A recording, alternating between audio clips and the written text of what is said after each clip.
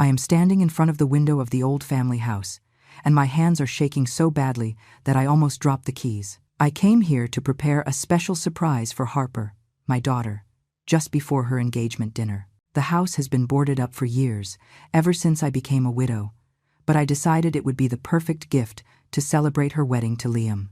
I thought I would be alone. I thought I would have the whole afternoon to clean, to reminisce, to prepare every detail before handing her the keys tonight during dinner. But there are voices inside. I recognize Harper's voice immediately.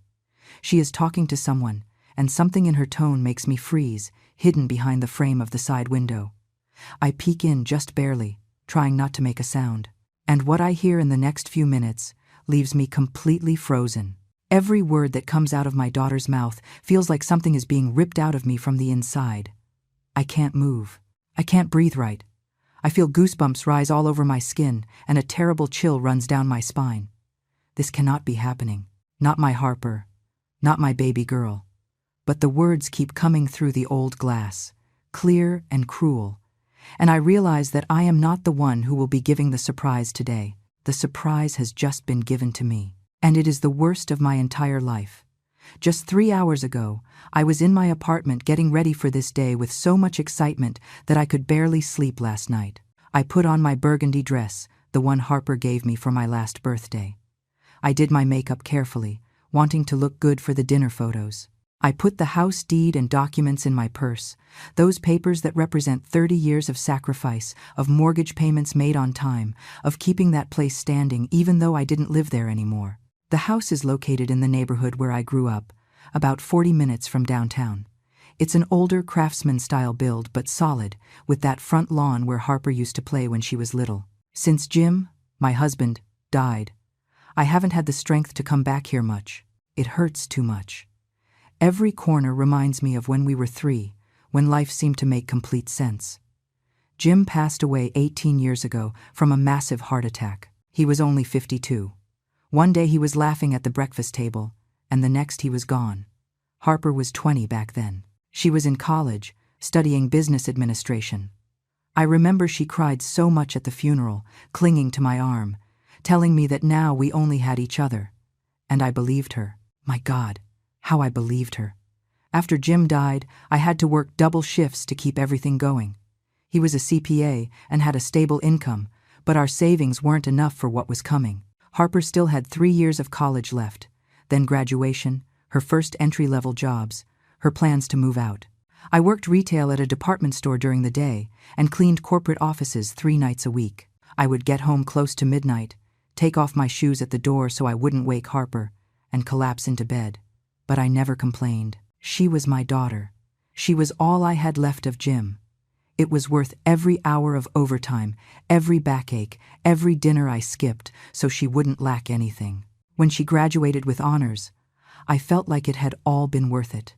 My little girl was a professional, an educated woman, someone who would have better opportunities than I did. Harper got a job at a mid-sized firm as an administrative assistant. The pay wasn't great at first, about $3,000 a month, but it was a start. She kept living with me because she said she wanted to save for her future. I was happy to have her close. The apartment felt less empty with her there, but over the years I started noticing changes. Small things at first. Harper would come home late and wouldn't call. She stopped asking me how my day was.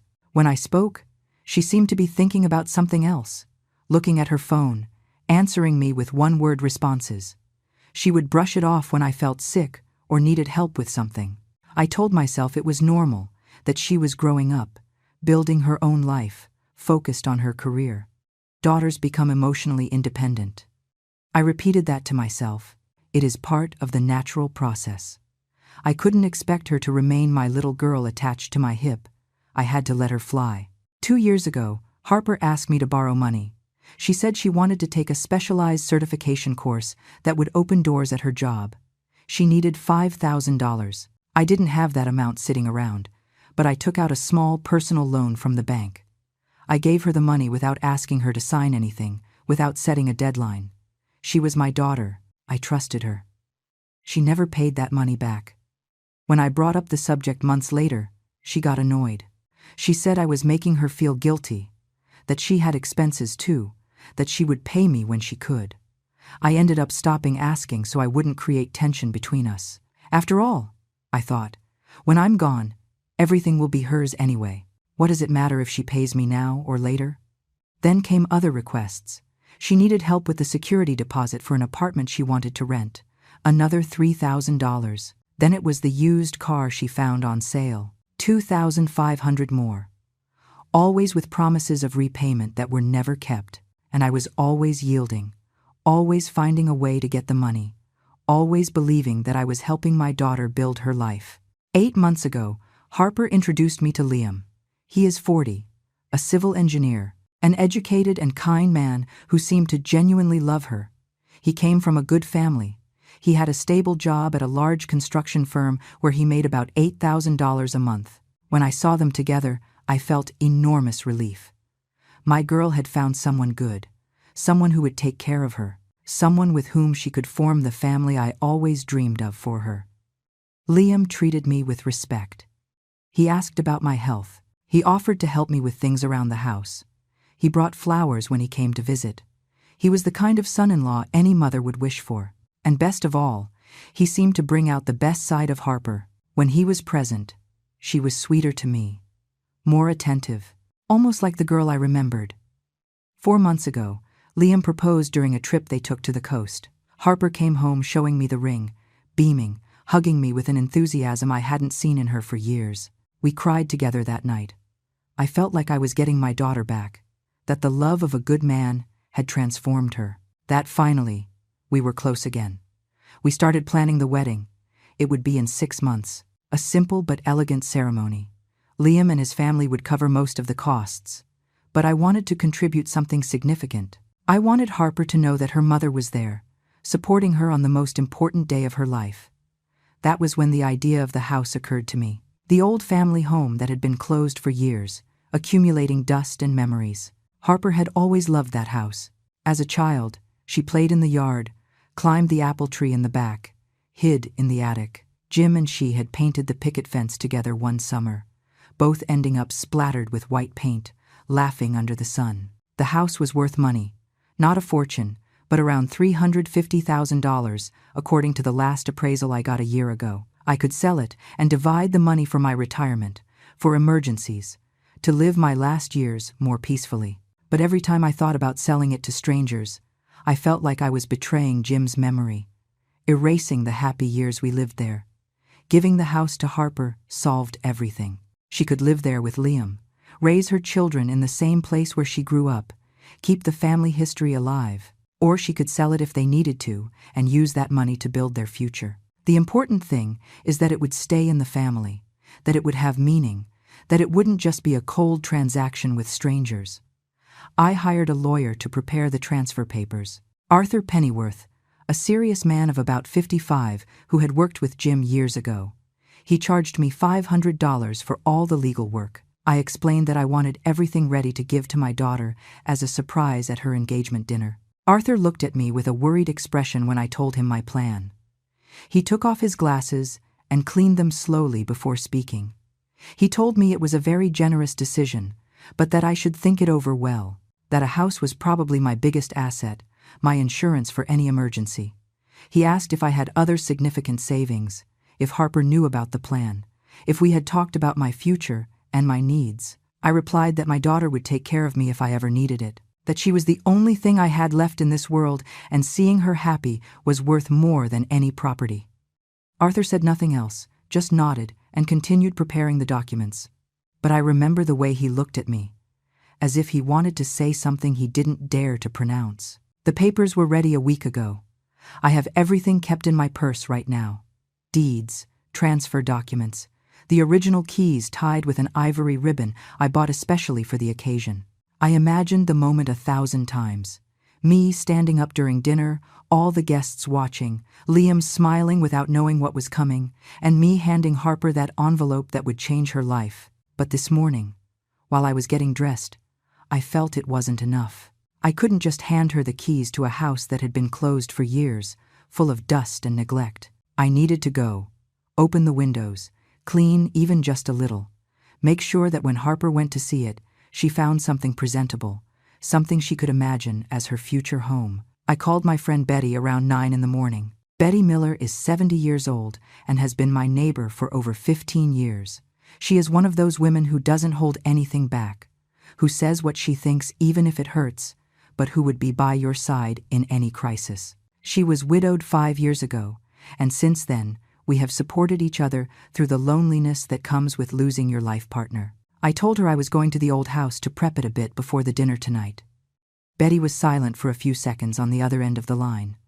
Then she asked if I was sure about what I was going to do. I told her yes, that it was my decision and it would make me happy to see Harper settled there. Betty sighed deeply and only said to be careful.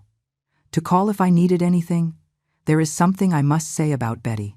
She has never been very affectionate with Harper. It's not that she treats her badly, but there is a distance, a subtle coldness in the way she speaks to her. Harper says Betty is a busybody, that she has opinions on things that don't concern her. Betty, for her part, has made comments over the years that I always tried to ignore. Once, about 3 years ago, we were having coffee in my kitchen when Harper arrived and asked to borrow money for I don't know what. I gave her what I had in my wallet without asking much. After Harper left, Betty looked at me with that expression of hers that mixes concern and annoyance.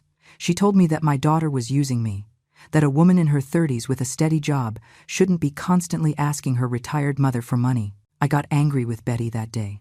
I told her she didn't understand because she didn't have children, that the relationship between mother and daughter was sacred, that I helped Harper because I wanted to. Betty raised her hands in surrender and changed the subject, but I saw in her eyes that she wasn't convinced of anything. Since then, we have had several similar conversations, Betty noting things I preferred not to see, Betty asking me why Harper never invited me to go out with her and her friends, Betty commenting that it was strange that my daughter didn't spend the full Christmas holidays with me, that she always had some excuse to leave early, Betty questioning why Harper didn't contribute financially to the household if she was still living with me until recently. I defended Harper every time. I explained to Betty that my daughter had her own life, her own expenses, her own priorities, that it was natural for a young woman to want independence, that I expected nothing in return for what I did for her because that is a mother's love. Unconditional, no invoices, no debts. But sometimes, in the early morning when I couldn't sleep, I wondered if Betty might have a point, if maybe I was being too complacent, if perhaps Harper wasn't taking advantage of my goodwill just a little bit. But I immediately chased those thoughts away. I felt guilty just imagining them. What kind of mother doubts her own daughter's love? I took the bus at 10:30 in the morning. I don't have my own car. I sold the one Jim and I shared years ago when the maintenance costs became too high for my budget. Harper has a car, the one I helped her buy, but she never offers to drive me anywhere. She says she is always busy, that her schedule is complicated, that the bus suits me fine anyway. The trip to the old neighborhood took almost an hour with all the mid-morning traffic. I got off at the familiar corner, the one where the bakery where Jim used to buy donuts on Sundays still stands. The lady who worked there then is gone, but the smell is still the same. Sweet, of freshly baked dough, of better times. I walked the 3 blocks to the house, feeling memories hit me with every step. There was the Thompsons' house, now painted a horrible color that doesn't do it justice. Further down, the small park where I took Harper when she was a baby. Everything the same but different, as usually happens with places we abandon. The house looks worse than I remembered. The exterior paint is peeling in several places. The front lawn is a disaster of overgrown weeds. The wooden fence that Jim and Harper painted together is gray and faded. It hurt to see it like that, as if the abandonment were a betrayal of the happy memories it holds. I took the keys out of my purse and opened the gate, which squeaks exactly the same as it did 18 years ago. I walked up the 3 steps of the porch, feeling the wood creak under my feet. The front door was swollen from the humidity, and I had to push hard to open it. The smell of a closed-up house hit me immediately, that mix of dust, dampness, and stalled time that abandoned houses have. I left the door open to let fresh air in and walked slowly through the living room. All the furniture was still covered with white sheets that now looked gray, the curtains drawn, gloom and silence. I stood in the middle of the living room, remembering. There was the armchair where Jim read the newspaper every afternoon. Over there, the corner where we put the Christmas tree. On that wall hung our wedding portrait that Harper took down when she was 15 because she said it looked old and ugly. I went to the kitchen thinking about where to start cleaning. It would have to be something quick, superficial, just so the place didn't look completely abandoned. Open windows. Take off some sheets. Sweep a little. I didn't have much time if I wanted to be back to get ready properly before the engagement dinner. That was when I heard the car. An engine stopping in front of the house. Footsteps, voices. My heart gave a strange jump. I wasn't expecting anyone. No one knew I was coming here today. I stood paralyzed in the kitchen, not knowing whether to go out and see who it was or wait. Then I heard her voice. Harper's voice. Clear, familiar, unmistakable. She was talking to someone, another woman, while they walked up the porch steps. They were laughing about something. I heard the front door open completely. Footsteps entering the living room. For an instant, I thought about going out and greeting them, asking Harper what she was doing here. But something stopped me. Maybe it was the way she was talking, that tone she never used with me. Maybe it was simple curiosity. Or maybe it was a gut feeling, that inner voice that warns you when something isn't right. I stayed hidden in the kitchen, pressed against the wall, without making a sound. I could partially see them through the partially open door. Harper and a woman I recognized as Sloane, a friend of hers from work. They were standing in the middle of the living room looking around, evaluating the space. Sloane said something about how big the house was, about how much it could be worth in the current market. Harper responded with a laugh that froze my blood, a laugh that had no joy in it, a calculating, cold laugh that I had never heard before. And then Harper spoke, and her words destroyed everything I thought I knew about my daughter, about my life, about the last 20 years of sacrifice. Harper told Sloane that the house would be hers very soon, that her mother, that old fool, had fallen completely for the plan. She used those exact words, old fool, as if she were talking about a stranger and not the woman who gave her life, who raised her alone after losing her father, who worked until exhaustion so she would never lack anything. Sloane asked how she had managed to convince me. Harper laughed again with that horrible laugh I didn't recognize. She said it had been easier than expected, that she only had to act a little more affectionate the last few weeks. Fake excitement for the wedding, include me in some unimportant plans, that I was so desperate to feel loved that I swallowed every crumb of attention she threw at me. I leaned against the kitchen wall, feeling that my legs wouldn't hold me. My heart was beating so fast I thought they would hear me. But they kept talking, oblivious to my presence a few feet away. Sloane commented something about Liam, asking if he knew about the plan. Harper let out a scornful cackle. She said Liam didn't know anything, that he was a good-natured idiot who believed in true love and all that nonsense, that she was using him just as much as me, but in a different way. He gave her economic stability, a respectable social status, access to circles she couldn't reach alone, but that she had never really loved him. I felt nauseous listening to that. Liam was a good man. He didn't deserve to be manipulated like that. But the worst was yet to come. Sloane asked what she planned to do with me after the wedding. There was a brief silence that felt eternal. Then Harper spoke with a coldness I will never forget as long as I live. She said the plan was simple. First, get the house, which according to her calculations, I would hand over to her this very night during the engagement dinner as a big maternal surprise. She already knew about my intentions because she had gone through my papers weeks ago when I went to the bathroom and left my purse open on the table. She found the documents Arthur prepared, read everything, and knew exactly what to expect. Then, after getting married and having the house legally secured in her name, the second phase would come. Convincing Liam that I was starting to show signs of mental deterioration. Small things at first. Forgetfulness, confusion, strange behaviors. She would take charge of planting those ideas in her future husband's mind during the first months of marriage. Sloane asked if I really had memory problems. Harper said no, that I was perfectly lucid, but that it didn't matter. That it was easy to make someone look senile if you set up the situations correctly. Hiding objects and then asking for them. Changing agreed-upon appointments and then saying I had confused them. Mentioning to Liam with feigned concern that I was repeating the same stories several times. The final goal was to put me in a nursing home. One of those cheap places where they store you and forget you. Harper calculated that with what it cost to support me, she could save about $3,000 a month. Plus, once I was institutionalized and declared mentally incompetent, she could take full control of my remaining finances. My Social Security check, which was about $1,800 a month, would go directly to her as my legal guardian. Sloane whistled, impressed. She said Harper had it all calculated. My daughter replied that of course she did, that she had been planning this for years, that being close to me all this time had been a strategy, not an act of filial love, that every time she asked me for money without paying it back, she was testing how far she could go, how much she could get out of me. She mentioned something then that broke me into pieces.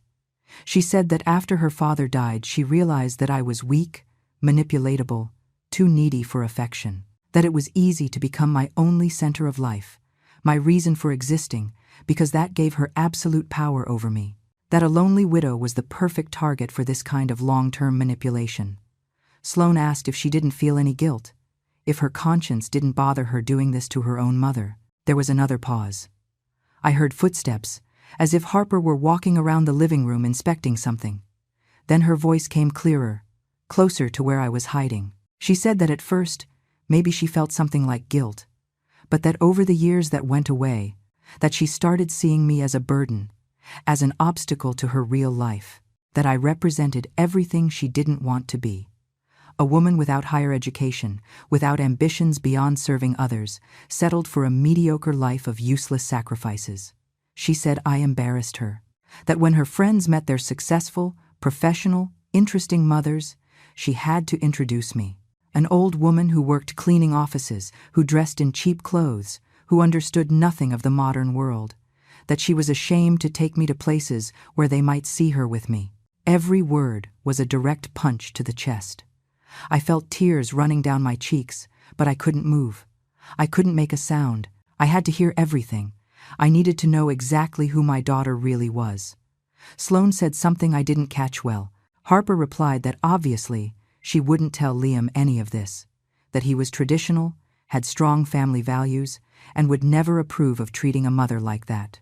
That's why the plan had to be executed slowly, carefully, making him believe that everything was for my own good, that I needed professional help, that they were doing the right thing by putting me in a home where they could care for me adequately.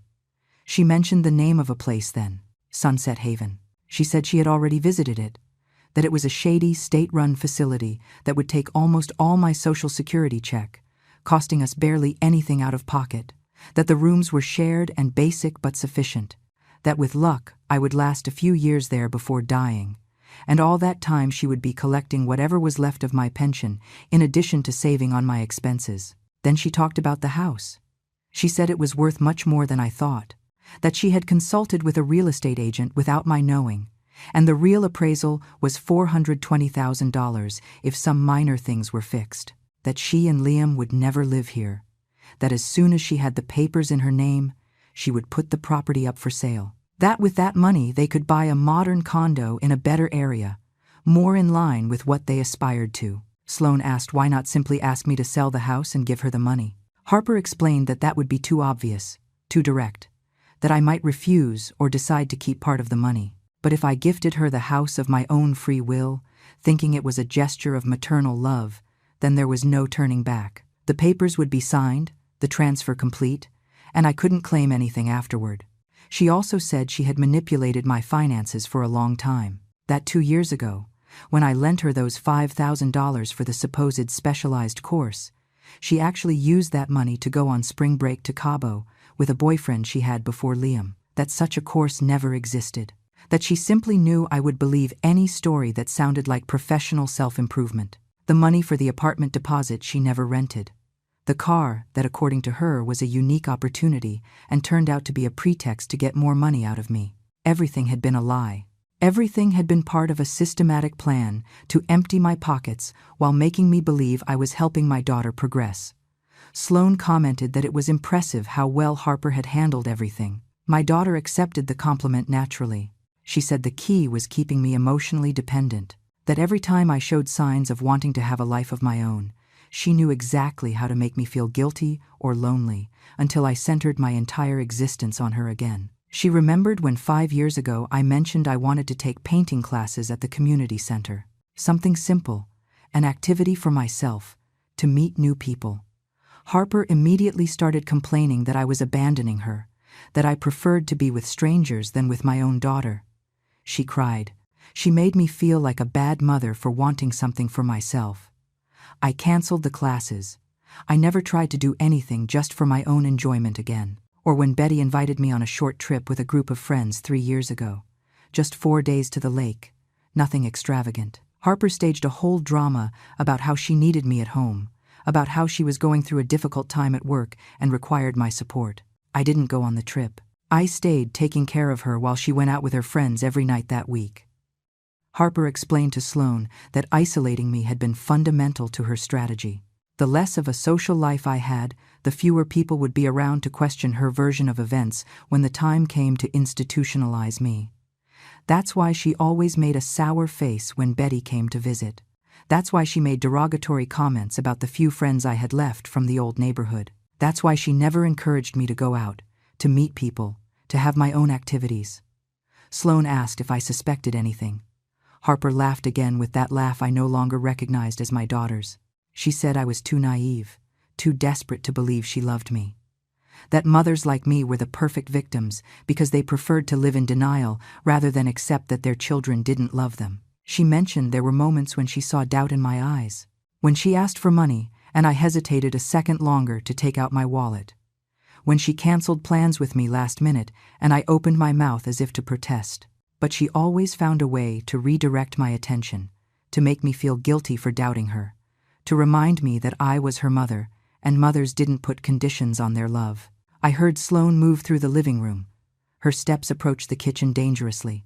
I pressed myself harder against the wall. I held my breath. She peeked her head in barely, looked superficially at the dusty space, and backed away. She commented that it needed cleaning, but the structure looked solid, that it was a good deal Harper was about to get. My daughter agreed. She said that tonight, during the engagement dinner, I would make my big dramatic entrance, that I would probably cry while handing her the keys and the papers, that all the guests would be moved by the image of the selfless mother gifting her house to her daughter, that Liam would love her even more for having such a generous mother, that no one would suspect that behind that gesture was years of calculated manipulation. She said she would have to act surprised and emotional, hug me and cry too, put on all the necessary theater so the moment looked authentic, that afterward, in private, she would laugh remembering my face of idiotic happiness while handing her $400,000 without realizing it. Sloane asked when she planned to sell the property. Harper replied she would wait about 3 or 4 months after the wedding, enough time so it wouldn't look suspicious. She would tell Liam they had thought things over and preferred to live in something more modern, that he wouldn't object because the money would go to buying something better, that she could even convince him to invest part of that money into expanding his own portfolio or something that benefited him directly. Then they went back to the subject of institutionalizing me. Harper explained she would start the smear campaign about 6 months after getting married. Little comments at first, that she had found me confused on the street, that I forgot to take my meds, that I repeated the same story 3 times at a meal, that I left the stove on. She would invent situations, create false evidence, turn my life into a dossier of mental incompetence. She said she knew a doctor who, for the right price, could write a favorable report, that she calculated spending about $2,000 in bribes and legal fees to get full guardianship over me, that it was an investment that would pay for itself in less than 2 months, considering everything she could control of my finances. Sloane commented that it sounded like a lot of work. Harper replied it was worth it, that she had spent years enduring, pretending she loved me, listening to my boring stories, putting up with my unsolicited advice, pretending she respected me, that it was high time all that effort bore the fruit she deserved, that this house and my social security were just the beginning, that eventually, when I died, she would inherit whatever else was left. My few pieces of furniture, my cheap jewelry, even the small life insurance policy Jim left that I still paid monthly. I couldn't keep listening. I felt like I was running out of air. Tears ran uncontrollably down my face. My whole body was shaking. I had to bite my lip not to let out a sob that would have given me away. It was too much. It was unbearable. Every word confirmed that the last 20 years of my life had been a lie, that the love I felt for my daughter was a one-sided sentiment, that she had never loved me. Never. I heard them moving toward the door.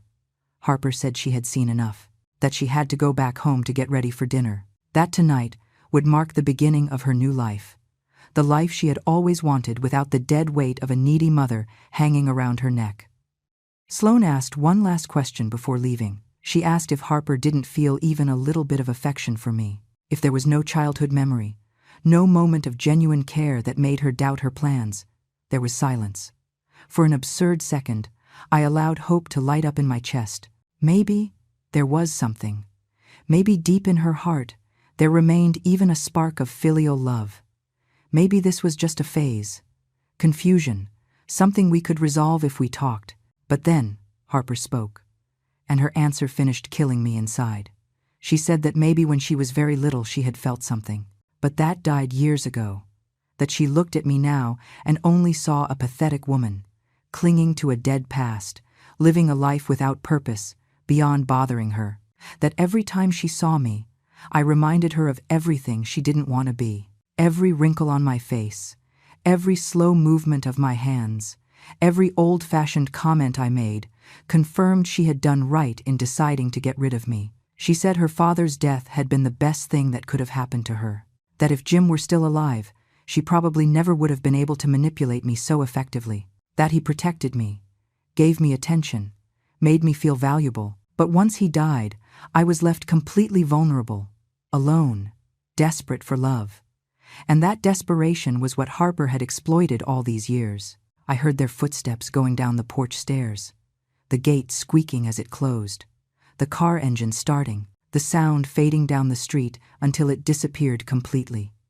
I stayed paralyzed against the kitchen wall. I don't know how much time passed. It could have been minutes or hours. The sun moved slowly, casting long shadows through the dirty windows.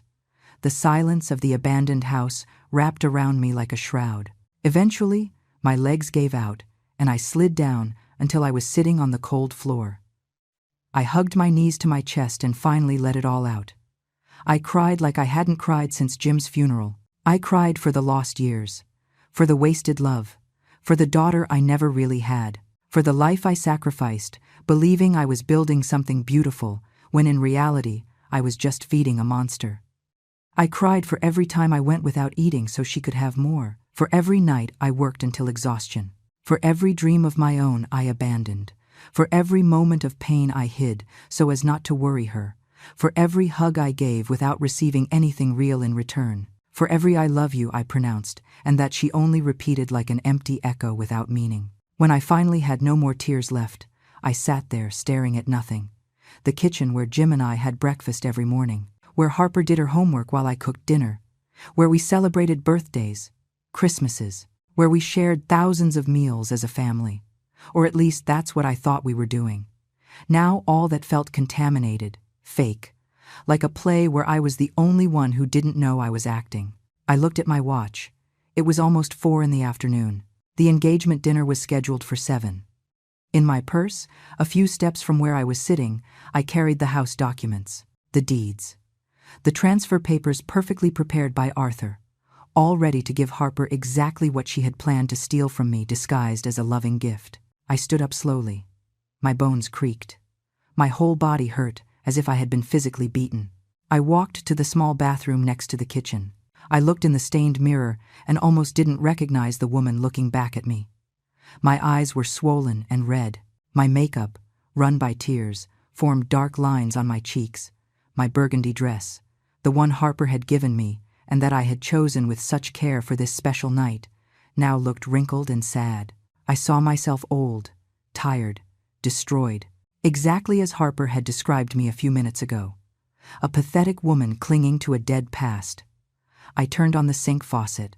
The water came out brown at first from the unused pipes. Then it cleared up. I washed my face with slow movements, almost mechanical. The cold water helped me recover some mental clarity.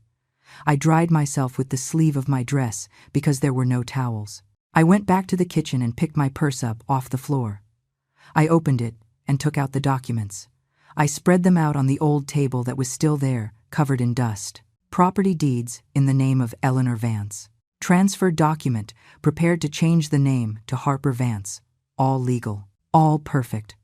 All ready for my daughter to walk away with $400,000 without lifting a finger other than faking surprise and gratitude. I read every page slowly. Arthur had done an impeccable job. There were no legal loopholes. Once I signed and Harper accepted, the house would be hers irreversibly, and I would be left without my biggest asset, without a safety net, completely vulnerable to her plans to institutionalize me and control every aspect of my life until I died. I sat in one of the old chairs. Dust flew up, forming gray clouds in the afternoon sun. I thought of Jim. What would he say if he could see me now? What would he have done if he had heard his daughter speak of me with that contempt, with that calculated cruelty?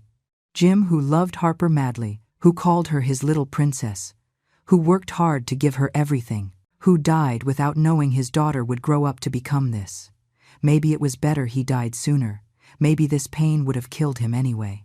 I remembered the last conversation I had with Jim before the heart attack. It was a Sunday morning. We were in this very kitchen, drinking coffee. Harper was still sleeping upstairs. Jim took my hand across the table and told me he loved me, that I was the best wife and mother he could have asked for, that he felt lucky every day to have had us by his side. I asked him what was wrong, why he was getting sentimental all of a sudden. He smiled and said he just wanted me to know that sometimes we take for granted what matters most, and he didn't want to make that mistake. 3 days later, he was dead, as if he had known his time was running out, as if he had wanted to make sure he left me those words for the difficult years to come. I wish Jim were here now. I wish I could hug him and cry on his shoulder like I did when something overwhelmed me. I wish I could ask him for advice. Tell me what to do with this pain that is eating me alive. But Jim wasn't there, and I would have to solve this alone. I put the documents back in my purse. I stood up and walked through the house. I went into every room as if saying goodbye. The living room, with its ghostly furniture under white sheets. The dining room, where we celebrated so many special occasions. The master bedroom where Jim and I slept in each other's arms for 25 years. Harper's room, smaller, where she grew from a baby to a woman. I stopped in the doorway of her old bedroom. The walls still had the posters she hung in her teens. Glow in the dark stars on the ceiling that Jim installed when she was 8. The mark on the doorframe where we measured her height every birthday. Everything intact, like a shrine to a girl who no longer existed, or who maybe never existed the way I believed. I thought of all the moments I remembered as proofs of her love. Her graduation, when she hugged me crying and thanked me for everything. But now those tears seemed fake, acted, part of the theater she staged to keep me hooked. The times she told me I was the best mom in the world. Hollow, mechanical words, said because she knew I needed to hear them. Every happy memory I had of her was now contaminated by doubt. Every smile could have been fake. Every I love you could have been a lie. Every gesture of affection could have been calculated to keep me where she wanted me. Docile, compliant, useful, an inexhaustible source of money, attention, and sacrifice. I went down the stairs slowly. I crossed the living room toward the exit. Before leaving, I stopped and looked back one last time. This house had been my home during the best years of my life. Here I built a family. Here I was happy. Here I loved and was loved, or at least I thought I was. Now the house felt like a tomb, a reminder of everything I had lost. First, Jim. Then, without realizing it, the daughter I thought I had but who turned out to be just an illusion. A mirage that I kept alive myself because the alternative was too painful to consider. I closed the front door and went down the porch steps. The sun was already down, staining the sky oranges and pinks. Soon it would be night. Soon the time for the engagement dinner would arrive. Soon Harper would be waiting for me to make my grand entrance with the keys and the documents, waiting for me to fall into her trap like the old fool she believed I was. I walked toward the bus stop with slow steps. My mind was working at full speed despite the emotional exhaustion. I needed to think. I needed to decide what to do. I needed a plan. I could not go to the dinner, disappear, let Harper wonder where I was. But that wouldn't solve anything. It would only postpone the inevitable. She would find a way to get close again, to manipulate me again. And I would still be vulnerable. I could confront her, tell her I heard everything, scream in her face that she is exactly who she is and who she plans to be. But that would only put her on guard. She would deny everything. She would say, I'm confused, that I misunderstood, that I'm making things up. And Liam would believe her. Everyone would believe her. I would just be the paranoid and possibly senile mother, imagining conspiracies where there aren't any. The bus arrived, and I got on. I sat by the window watching the old neighborhood pull away, the houses where I lived happy moments, the streets where I walked holding hands with Jim, the park where I took Harper as a child. Everything became smaller until it disappeared. I took my phone out of my purse. I had 3 missed calls from Betty, a text asking if I was okay, if I was done at the house, if I needed help with anything. Betty, who always knew. Betty, who tried to warn me so many times. Betty, whom I ignored because I didn't want to see the truth. I dialed Betty. She answered on the second ring. Her voice sounded worried. She asked where I was, why I hadn't answered her calls. I told her I needed to see her urgently, that something terrible had happened, that please wait for me at her apartment. She asked no more questions. She just said the door would be open. The trip back felt eternal. Every red light was torture, every bus stop an unbearable delay. I needed to talk to someone. I needed to get all this out that was drowning me inside. And Betty was the only person in the world I could trust now. I got off the bus near our building just past 5:30. I went up the stairs, almost running, despite the fatigue. I knocked on Betty's door, and she opened immediately. She looked at my face and knew instantly that something serious had occurred. She pulled me inside and shut the door. She said nothing. She just hugged me, and I crumbled again. I cried on her shoulder while she held me, stroking my hair like you do with a scared child. When I could finally speak, I told her everything. Every word I heard. Every detail of Harper's plan. Every lie of the last years that was now exposed. Betty listened in silence. Her expression went from surprise to horror, and finally to a cold rage I had never seen in her.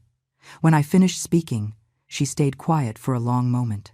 Then she got up, went to her kitchen, and came back with 2 cups of hot tea. She put one in my trembling hands. She sat in front of me and spoke with a controlled voice, but full of contained fury. She said she always knew Harper was a snake, that she had seen the signs for years but that I didn't want to listen, that it hurt her to be right about this because it meant I had suffered unnecessarily all this time. I asked her what I should do, if I should go to the dinner as if nothing had happened, if I should confront Harper, if I should simply disappear and start over somewhere where she couldn't find me. I felt lost, incapable of making decisions, paralyzed by pain and betrayal. Betty took my hands in hers. She looked me straight in the eye and said the first thing was to protect my assets, that I couldn't let Harper keep the house, that I needed to cancel that transfer immediately, that tomorrow we would call Arthur and ask him to destroy those documents. But she also said that wasn't enough, that Harper wouldn't stop just because she didn't get the house, that she would keep looking for ways to manipulate me, to get money out of me, to eventually fulfill her plan of institutionalizing me, that I needed concrete evidence of my daughter's intentions, something that would protect me legally if she tried to declare me incompetent. I told her there was no way to prove what I heard, that it was my word against hers, that no one would believe me. Betty shook her head. She said we had to be smarter than Harper, that we had to make her reveal her true intentions in a way that was recorded. She suggested I go to the dinner as planned, that I act normal, that I give her no sign that I knew anything, but instead of handing her the house tonight, invent an excuse. Say there was a problem with the papers, a delay in the process, something that sounded credible. Observe Harper's reaction carefully. Then, in the following days, Betty would help me document everything, review my finances in detail to find proof of the diverted money. Talk to Arthur not just about canceling the transfer, but about protecting me legally. Maybe even hire a private investigator if necessary. But above all, Betty said, I needed to start rebuilding my life beyond Harper, reconnect with lost friendships, find my own activities, create a support network that made it impossible for my daughter to isolate me, because that had been her greatest weapon, turning me into a lonely and dependent woman who had no one but her. I asked her if she thought there was any chance it was all a misunderstanding, that maybe Harper didn't mean it seriously, that maybe it was just a stupid conversation with her friend, and deep down she did love me. I know it sounded pathetic even as I said it. Betty squeezed my hands tight. She told me firmly to stop looking for excuses for Harper, that what I heard was the naked truth, that my daughter didn't love me and probably never had, that I needed to accept that horrible and painful reality because only by accepting it could I start to protect myself. She said something else that stuck in me like a thorn. She said the worst enemy I had now wasn't Harper, but my own need to believe she was good, that need had blinded me for years, that continuing to cling to the illusion of the loving daughter was what kept me vulnerable to her manipulations. She was right. I knew it. But accepting it meant renouncing the only family I had left. It meant admitting I had wasted 20 years loving someone who only used me. It meant ending up completely alone in this world.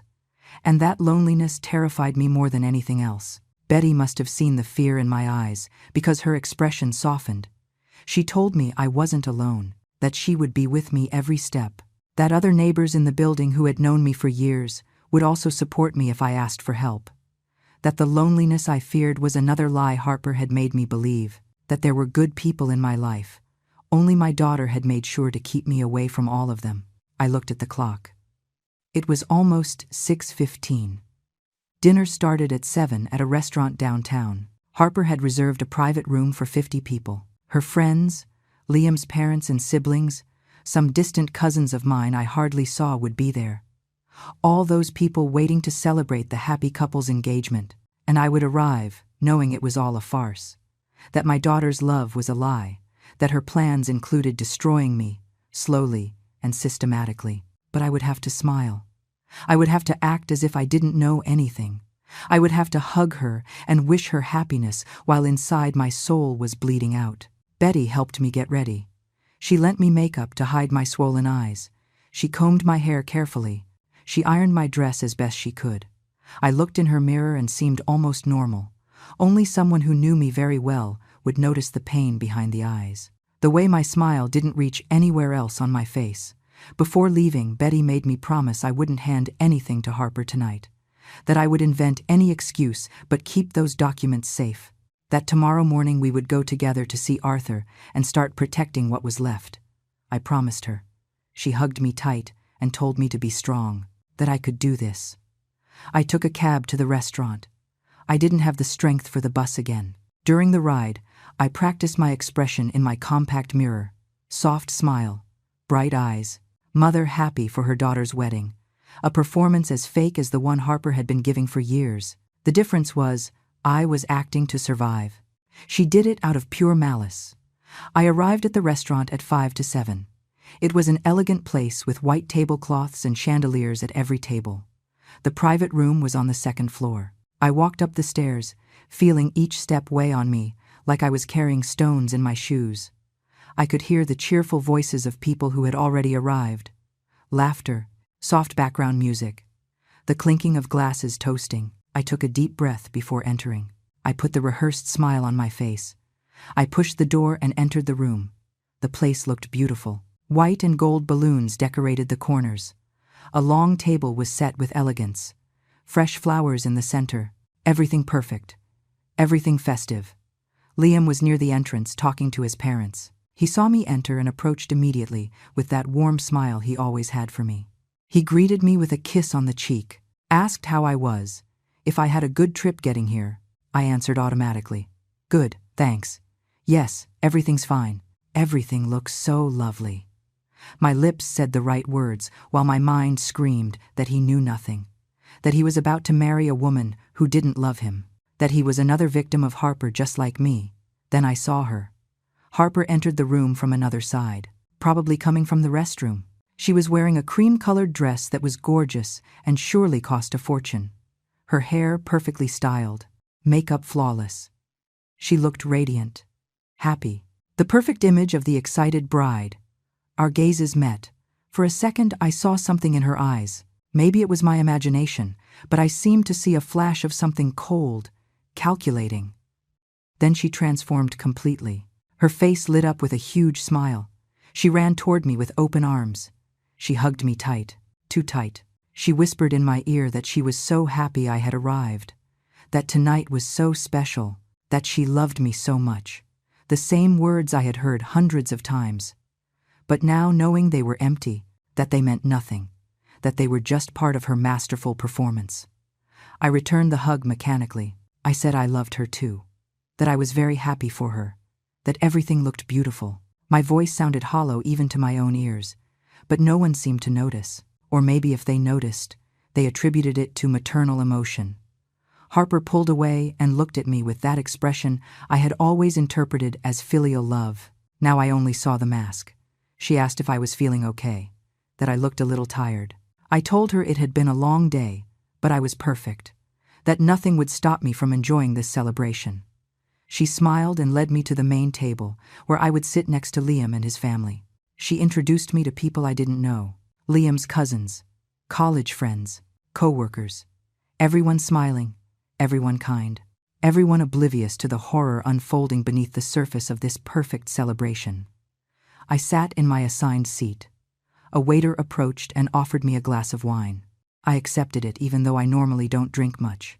I needed something to help me get through this night. I took a long sip, feeling the liquid burn my throat. Dinner began. They brought the dishes in elegant succession. Salad starter, then soup, then the main course, which was filet mignon with roasted vegetables. Everything looked delicious. I tasted almost nothing. Every bite got stuck in my throat. I moved the food around the plate so it looked like I was eating. Around the table, people conversed animatedly. Liam's parents told stories of when he was a boy. Harper's friends made jokes about married life. My daughter laughed at all the appropriate moments, touched Liam's arm affectionately, looked completely in love. I watched her, studied every gesture, every expression, looking for signs of the real Harper, the one who had spoken with such contempt of me just a few hours ago. But I found nothing. Her performance was perfect, impenetrable. If I hadn't heard that conversation in the old house, I never would have suspected anything. Liam stood up when they finished serving dessert. He asked for attention, tapping his glass gently with a fork. The room went silent. Everyone looked at him expectantly. He gave a brief but emotional speech, spoke about how he met Harper, how he knew from the first moment she was special, how every day by her side confirmed he had found his life partner. He spoke about the values she had, her kindness, her dedication to family. He looked toward me when he said that last part. He thanked me for raising such a wonderful woman. The people applauded. Harper wiped a tear with delicacy. I applauded too, hands moving on their own while my mind screamed the truth no one else knew. Liam was a good man being deceived by a professional liar, and I couldn't do anything to save him without destroying my own credibility. After Liam, his father spoke, then his mother. Both officially welcomed Harper to the family, spoke about how happy they were to have such a loving daughter-in-law, about how they looked forward to the grandchildren that would surely come, about the happy years awaiting the bride and groom. Then Harper stood up. She said she wanted to thank everyone for coming, that tonight meant a lot to her, that she was surrounded by the people she loved most in the world. Her gaze rested on me when she said that. She smiled at me with fake tenderness.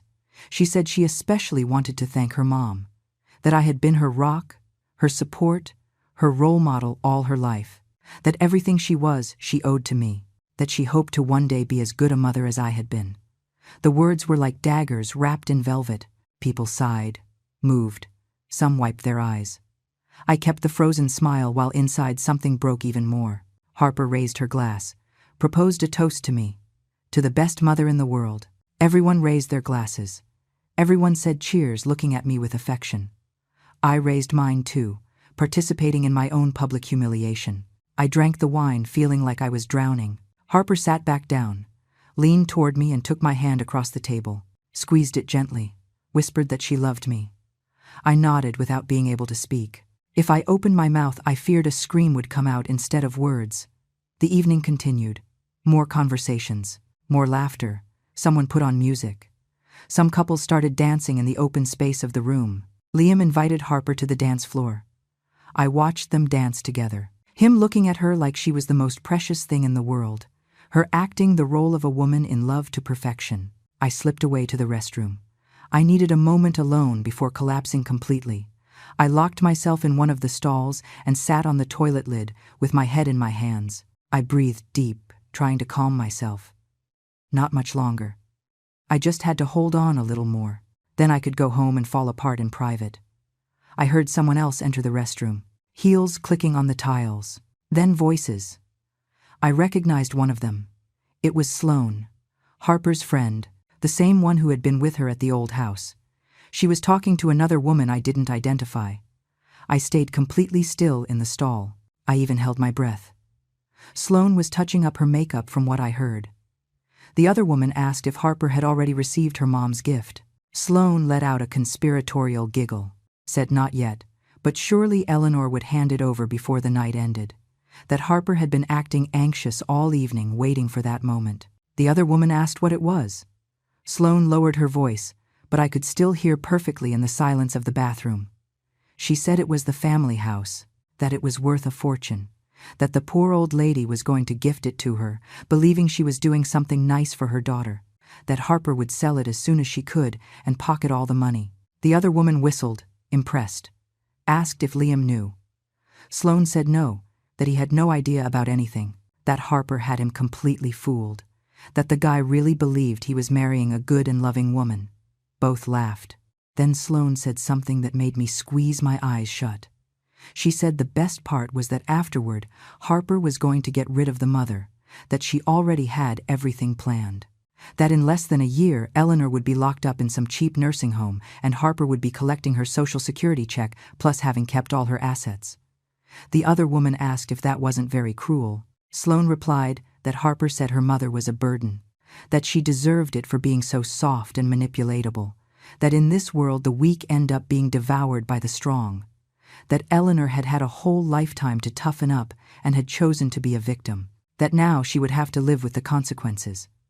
I heard purses closing, heels walking toward the door. Before leaving, Sloane said she had to get back to the room, that Harper was probably looking for her, that she couldn't miss the moment the old lady handed over the house, that it would be a show worth seeing. The door closed. I was alone again. Sloane's words echoed in my head. Old fool, weak, victim, burden. Every insult was like a lash. But beneath the humiliation, I felt something else start to grow. Something I hadn't felt in hours. Rage. Not explosive and uncontrollable rage, but something cold and clear. A decision taking shape in my mind. Harper thought I was weak, that I was manipulatable, that I would fall into her trap without resistance. She and her friends saw me as something pathetic, something to laugh at, something that could be used and discarded without consequences. But they were wrong. I wasn't weak. I had survived my husband's death. I had raised a daughter alone. I had worked for years in exhausting jobs. I had endured pain and loneliness and was still standing. What they confused with weakness was kindness, and kindness didn't mean being stupid. I came out of the stall. I looked at myself in the bathroom mirror.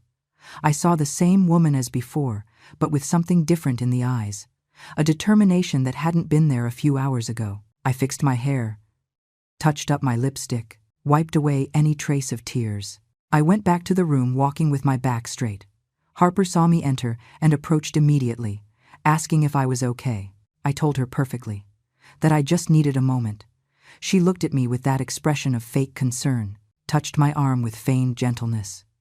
Then she asked the question she had been waiting all night to ask. She told me in a casual voice if I had brought something special for her, that I had mentioned a few weeks ago that I had a surprise planned, that she was curious to know what it was. I looked her straight in the eye. I saw the greed barely disguised behind her sweet smile. I saw the woman who planned to destroy me, who had been using me for years, who despised me in secret while pretending to love me in public. I returned the smile. I told her yes, I had prepared something special. I saw her eyes light up with anticipation. I saw her preparing to receive what she believed was hers. I saw the victory in her expression ahead of time. But then I told her that unfortunately a last-minute problem had come up, that the lawyer had called me this afternoon informing me of a snag with the paperwork, something related to municipal permits that weren't complete, that she would have to wait a few more weeks until everything was in order. I saw how her expression changed, the smile freezing, the eyes hardening for a fraction of a second before she recovered control. She asked what kind of problem exactly. Her voice sounded tense, trying to appear casual. I gave her vague explanations, things that sounded technical and boring. I saw the frustration growing in her, even though she tried to hide it. Finally, she said it didn't matter, that the important thing was we were together, celebrating. But her hug when she pulled me toward her was mechanical, fake even for her standards. The rest of the evening, Harper was different, tenser, less convincing in her acting. I saw her talking in a corner with Sloane. The two looked at me. Sloane said something in her ear. Harper shook her head, irritated. Liam noticed his fiancée's mood change, asked if something was wrong. She told him she was tired, that it had been a very long day. He was understanding as always, suggested that if she wanted, they could end the evening early. She accepted with evident relief. The party started to break up around 10:30. People were saying goodbye, thanking me for coming, telling me how lovely the couple looked, how happy they would be together. I nodded and smiled while planning my next steps. Harper approached to say goodbye, gave me a cold kiss on the cheek, told me she would call me tomorrow to see how the paperwork was going, that she wanted to help with whatever was needed to solve the problem, that after all, it was something important for both of us. I told her not to worry, that I would take care of everything, that she just had to concentrate on her wedding preparations. She insisted. Said it was no bother, that maybe we could go together to see the lawyer, that 4 eyes see more than 2. I understood perfectly what she was doing. She wanted to make sure I didn't change my mind. She wanted to be present at every step of the process to ensure the house ended up in her hands. But now that I knew her true intentions, I could see every move clearly. I told her firmly that it wasn't necessary, that Arthur was very competent, and we had already spoken about how to proceed, that in a few weeks everything would be resolved, and then we could celebrate properly. I saw the flash of frustration in her eyes again. I left the restaurant alone, took a taxi back home. During the ride, I called Betty. I told her briefly how the night had gone, that I hadn't handed anything to Harper, that I had seen her reaction when I invented the excuse, that now I was sure beyond any doubt that everything I heard was true. Betty told me I had done well, that tomorrow morning we would go together to see Arthur, that we would start taking real measures to protect me, that this was just beginning, but we were on the right track. I arrived at my apartment close to 11 at night. I took off the burgundy dress and folded it carefully. I would probably never wear it again. It was contaminated with the memories of this horrible night. I put on my nightgown and sat on the bed, took out my phone and looked for Arthur's number in my contacts. Sent him a message telling him I needed to see him urgently tomorrow, first thing, that I had changed my mind about the house transfer, that I needed his advice on other legal matters too. Arthur replied in less than 5 minutes. He told me he could see me at 9 in the morning at his office, to bring all the documents I had, not to worry, that we would find the best solution. I couldn't sleep that night. I stayed awake looking at the ceiling, thinking about everything that had happened, about everything I had to do. But I wasn't crying anymore. The tears had dried up. In their place was something more solid, a purpose. At 8 the next morning, Betty knocked on my door. She brought coffee and danishes from the bakery on the corner. We ate breakfast together in comfortable silence. She knew I didn't need words in that moment. Just her presence was enough. We walked to Arthur's office. It was a sunny but cold day, the kind of morning that promises a new beginning. We arrived on time. The secretary showed us in immediately. Arthur received me with evident concern on his face. I told him everything. Every detail of what I had heard in the old house, what Sloane said in the restaurant bathroom, the years of financial manipulation, the complete plan to institutionalize me and keep everything. He listened without interrupting, taking notes on a pad. When I finished, he leaned back in his chair and let out a long sigh. He told me he was very sorry for what was happening, that he had had doubts when I asked him to prepare the transfer, but it wasn't his place to question my decisions. I asked him what I could do. Arthur said the first thing was to protect my assets immediately. He would cancel the house transfer documents, but he also suggested something else, making a clear will, specifying exactly what would happen to my assets if something happened to me, And even more important, naming someone trustworthy as power of attorney in case someone tried to declare me incompetent. Betty volunteered without me asking. She said she would gladly be my proxy, that she had known me for years, that she could testify to my complete lucidity, that she would never allow Harper to lock me up anywhere. Arthur prepared the documents right there. A will leaving the house to a charity foundation after my death. My Social Security would cease with me, so Harper couldn't claim any of that. The few savings I had left would also go to charities.